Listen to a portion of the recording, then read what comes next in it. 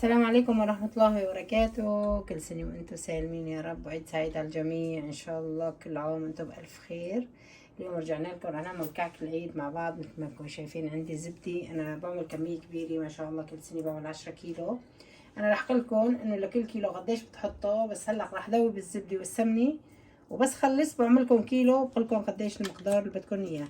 هلا اول شغلة رح اعملها، رح ذوب الزبدة. شايفينها زبدة هاي كتير طيبين، هاي البقرة الحلوب بقولوا لهون.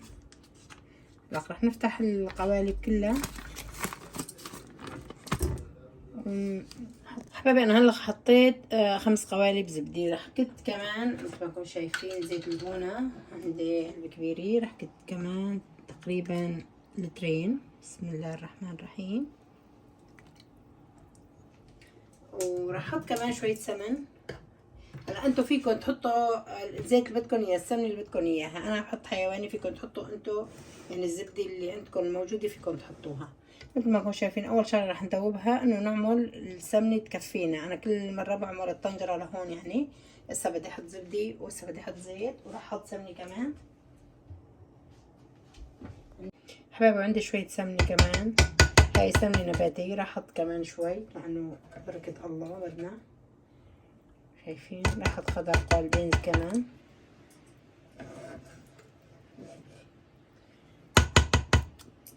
انا كلها بدوبها وبعدين بشوف كم كيلو طحين بحط، وبحط لكل كيلو كاسي ونص سمنه اذا الكاسه كبيره. اذا هلا فرجيكم الكاسه ما أنا كبير كتير، كاستين بتحطوا للكيلو.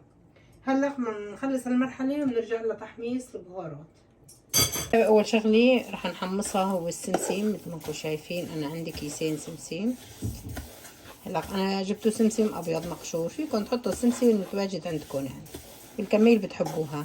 طبعا انا بجوز ما احط كل هاي الكميه، بس بدي حمصه بشيله محمص مشان ما اتعذب فيه مرتين، مشان اعمل شويه براز ان شاء الله. هلا بعد ما نحمص السمسم رح نحمص البهارات كلها، من عدا حبة السودا، من عدا في شغلات رح لكم ما بدها تحميص وفي شغلات بدها تحميص. شوفكم بالمرحله اللي بعدها ان شاء الله. مثل ما انتم شايفين انا حمصت السمسم، شلته على جنب، ما لقيت له، بس حمصته هيك صار لونه ذهبي وشلته. وهلا هاي الشمرة شايفينها هيك، اللي بيعرفها بحمصها كمان ديكوا لونها كيف صار. هلا رح شيله ورح احط اليانسون كمان حمصه. هدول المكونات الثلاثة لازم تحمصني بس فقط لا غير. بهارات الكعك 3 مكونات: يانسون، شمرة، السمسم. رح نحمصهم ونرجع لكم ان شاء الله.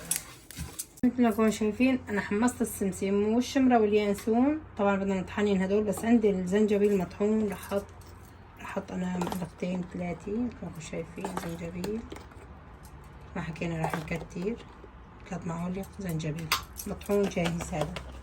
وراح احط قرفة، ما راح كتر. لقلكم ليش؟ لانه بتعطي لون الكعك بصير لون، يعني لون الكعك بصير هيك بهاللون. لهيك بدي احط معلقتين قرفة بس. وهلا رح احط كمان هيل، رح احط هيك هيل، ما كتر كتير، هيل ربع المعلقة. وجوز الطيب نفس الشي، هدول ما لازم راح كتير منهن، يعني معلقة مكترات. شايفين هاي جوز الطيب، نحط شوي تاني طعمتها طيبة. وضل عنا هذا الكركم، بحط كمان معلقتين. وبحط طبعا بالزيت كركم وقت بنعرق بحط معلقة تانية، معلش 3. بكتب لكم انا قديش حطيت بالضبط. وهلا هدول رح نطحنين ونحطين فوق هدول، رح نطحنين ناعم. هلا رح نطحنين ونرجع لكم ان شاء الله.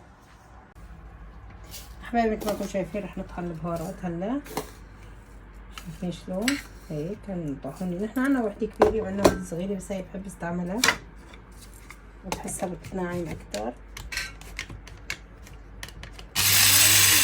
هاي ضغط، بس ضغط عليها هيك.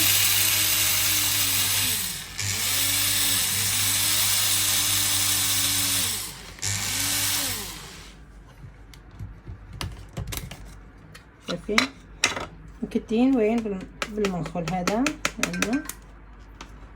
احنا نخليه بالشكل، شايفين كيف هدول رح ناخدين عجنات كفي هيك. هدول بنرجع نطحنين ما مكبين يعني مستخدمين. طبعا رح نرجع نعبي كمان. رح نطحن بهالطريقة الكل اليانسون والشبرة نفس الطريقة هيك بس. نجرب بقى ضغطين. رح خلصي وارجع لكم ان شاء الله.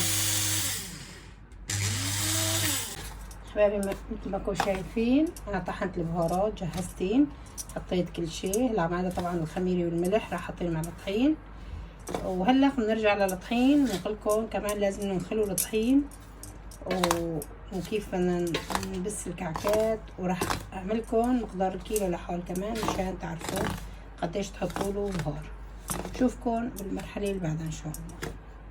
حبايبي مثل ما كنتم شايفين انا حطيت كيلو هون لحاله، وعندي هون 9 كيلات طحين. هلا مثل ما كنتم شايفين حطيت البهار خلطته كله على بعضه. بس حبة الصودا هلا حطيتها، حبة الصودا لا بدها طحن. مثل ما كنتم شايفين انا عبيت اول كاسي هي. طبعا انا شوفتكم كيف ذوبت السمنه والزبده والزيت عندي. وهلا راح اعبي كاسي تاني كمان. شايفين هاي كاسي تاني للكيلو، كاستين مثل هاي. هلا بنبسوا وكاستين مي او كاستين حليب بنعجنه كتير كتير منيح. اول شي لازم نفركه بالزيت والسمنه كتير كتير منيح بايدنا، وبعدين نكتله الحليب لانه حطينا الخميره والملح وكل شيء صار جاهز. فيكم تضيفوا حبة عصفر عشان يصير معكم اصفر. بس هلا راح احط شوية عصفر انا بس.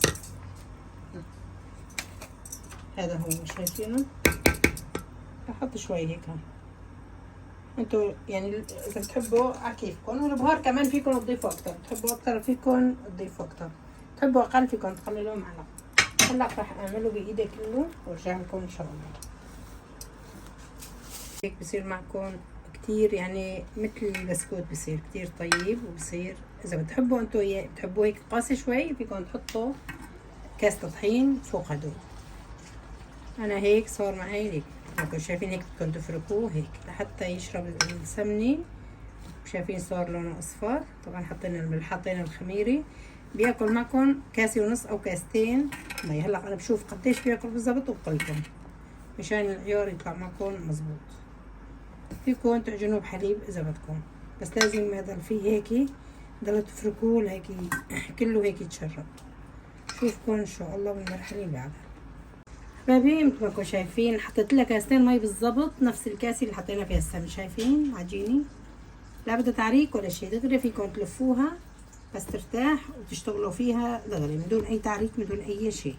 كون معكم جاهزين نفس المقدار اللي حطيته كاستين سمن كاستين مي وبس. وهذا حطينا له الخميره ورشه عصفور بس. وهلا بعد الفطور ان شاء الله راح نكتله السمن نفس عجينته هي نفس الطريقه نفس المكيال. راح احط لكل كيلو كاستين، بس انا عملت لكم مقدار الكيلو مشان يزبط معكم. عملته 5 كيلات بتحطوا نفس المقدار، وانا عملته 10 بتحطوا نفسه. هلا راح نغلفها ونخليها ترتاح لبعد الفطور ان شاء الله ونبلش فيه بالقلة. شوفكم ان شاء الله بالمرحله اللي بعدها. هيك حط عليها شقة قماشي. طبعا ما بده تخمير فيكم بس تريحوه وبس. نرجع لكم ان شاء الله. حبايبي هاي العجينة اللي عجناها معاكم كتير كتير طري صارت معنا مثل ما كنتم شايفين طراوتها. شايفينها لا يعني ما بدها تعريك ابدا ابدا. تعجنوها عجنة وحدة وهيك بتقطعوها. فيكم تقطعوها بالسكين فيكم بايدكم هيك يعني انتوا الحجم اللي بدكم اياه. انا هيك بحب حجم الكعكة تصير. هلا بفرجيكم شلون حجمها. والطشط اللي كان عنا ال9 كيلو الباقيات حطينا عليهن التبليه مثل ما انكم شايفين. حطينا عليهن البهارات كلها وحطينا الملح والخميره. وبناخد شوي شوي يعني ما بنعجنه فرد عجنه، بنعمله عجنتين او 3 عجنات مشان يعني اذا الواحد تعب بضل العجين ما بصير له اي شيء، ما بصير يتخمر كتير. يعني الكعك بالذات ما بصير يتخمر كتير. هلا بنخلصهن ونفرجيكم اياهن اول صينية بتطلع من الفرن وشلون منظري. ان شاء الله بنشوفكم المرحلة بعدها. الفرن شكله بصير وهيك حجمه. انا هيك بحب الكعكة تكون يعني لا صغير كتير ولا كبيرة. عملنا يعني عملنا صينيتين وإسا ما خلصناهن هدول. هلا ان شاء الله بفرجيكم شكله النهائي. حبايبي ها شكله النهائي لهالكعك اللي عملناه السنة، عن جد طلع روعة. جربوا هالطريقة اللي عملتها أنا كل سنة نفس الطريقة بعمل، وعن جد بيطلع ناجح مثل ما انكم شايفين. طلعت عنا ما شاء الله كمية منيحة، يعني عملت 9 كيلو أنا، وعملت لكم كيلو لهار، وحطيت لكم المقدار يعني قديش بياخد الكيلو. بياخد 5 معالق بهار بعد ما بتخلطوا البهار، وبياخد كاستين زيت وسمنة، الكاسة إذا صغيرة أو إذا كبيرة كاسة ونص، وكاستين مي، كاستين وربع يعني، لأنه حسب الطحين اللي عندكم. وما بتعركوه دغري، بتصيروا بتلفوا ونظامي يعني.